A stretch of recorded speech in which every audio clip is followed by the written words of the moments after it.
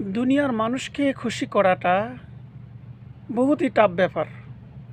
আপনি দুনিয়ার মানুষকে খুশি করতে পারবেন না। টাকা দিয়ে, পয়সা দিয়ে, খাওয়াইয়া, ফিন্দায়া কোনো কিছু করে আপনি কি করতে পারবেন না? খুশি করতে পারবেন না। আমার আল্লাহকে খুশি করা একদম সহজ। আমার আল্লাহকে খুশি করা একদম সহজ। আল্লাহ বলে কি, বান্দা তুমি আমার হুকুমগুলো পালন করো। তুমি আমার হুকুমগুলো পালন করো আর আমার ইবাদত করো, আমাকে ডাকো। তাহলে আমি আল্লাহ খুশি।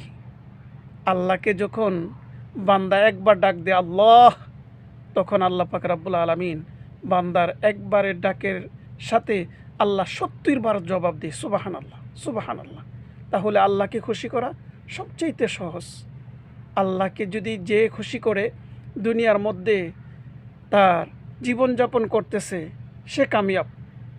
সে দুনিয়া তো কামিয়াব, পরকালও কামিয়াব। এজন্যই আল্লাহকে খুশি করুন। আল্লাহকে খুশি করে দুনিয়া থেকে যান।